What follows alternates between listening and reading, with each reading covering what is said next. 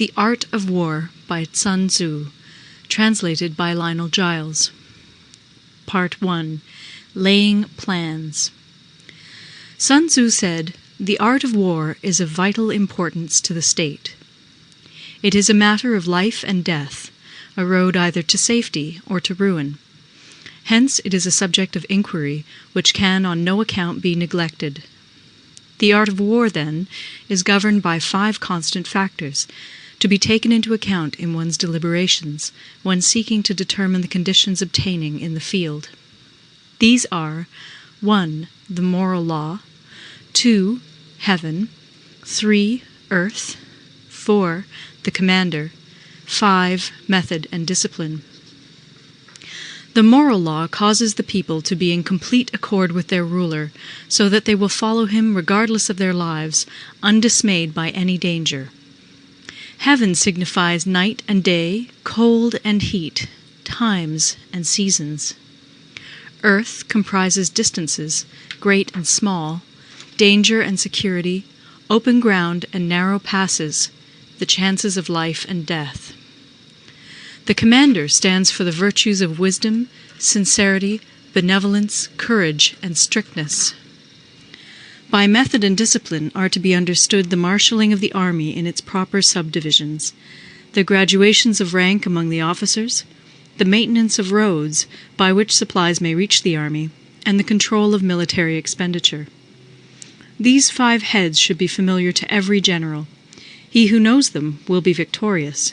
He who knows them not will fail. Therefore, in your deliberations, when seeking to determine the military conditions, let them be made the basis of a comparison in this wise. 1. Which of the 2 sovereigns is imbued with the moral law? 2. Which of the 2 generals has most ability? 3. With whom lie the advantages derived from heaven and earth? 4.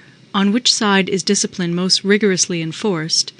5. Which army is stronger? 6. On which side are officers and men more highly trained? 7.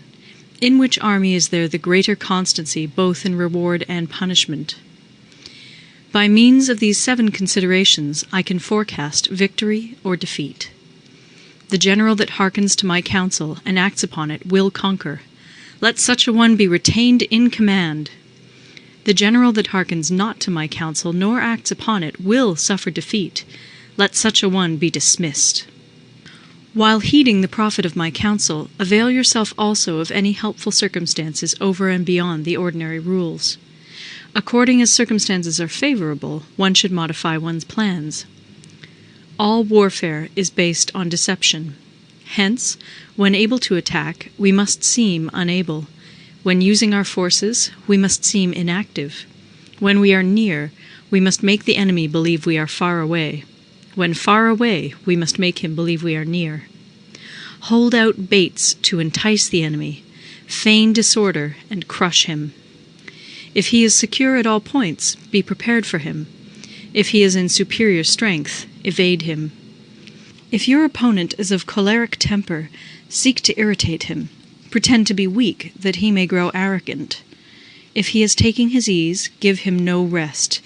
If his forces are united, separate them. Attack him where he is unprepared. Appear where you are not expected. These military devices, leading to victory, must not be divulged beforehand. Now the general who wins a battle makes many calculations in his temple ere the battle is fought. The general who loses a battle makes but few calculations beforehand. Thus do many calculations lead to victory, and few calculations to defeat. How much more no calculation at all? It is by attention to this point that I can foresee who is likely to win or lose. End of Part 1. Part 2. Waging War. Sun Tzu said, "In the operations of war, where there are in the field 1,000 swift chariots, as many heavy chariots, and 100,000 mail-clad soldiers, with provisions enough to carry them 1,000 li, the expenditure at home and at the front, including entertainment of guests, small items such as glue and paint, and sums spent on chariots and armor, will reach the total of 1,000 ounces of silver per day. Such is the cost of raising an army of 100,000 men. When you engage in actual fighting, if victory is long in coming, then men's weapons will grow dull and their ardor will be damped. If you lay siege to a town, you will exhaust your strength. Again, if the campaign is protracted, the resources of the state will not be equal to the strain.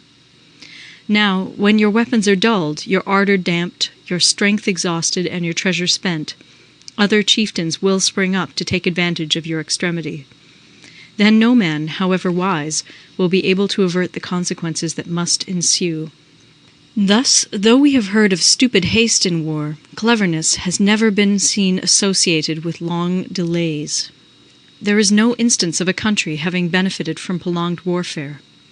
It is only one who is thoroughly acquainted with the evils of war that can thoroughly understand the profitable way of carrying it on. The skillful soldier does not raise a second levy. Neither are his supply wagons loaded more than twice. Bring war material with you from home, but forage on the enemy. Thus the army will have food enough for its needs. Poverty of the state exchequer causes an army to be maintained by contributions from a distance. Contributing to maintain an army at a distance causes the people to be impoverished. On the other hand, the proximity of an army causes prices to go up, and high prices cause the people's substance to be drained away. When their substance is drained away, the peasantry will be afflicted by heavy exactions. With this loss of substance and exhaustion of strength, the homes of the people will be stripped bare, and 3/10 of their income will be dissipated, while government expenses for broken chariots, worn-out horses, breastplates and helmets, bows and arrows, spears and shields, protective mantles, draft oxen, and heavy wagons will amount to 4/10 of its total revenue. Hence, a wise general makes a point of foraging on the enemy.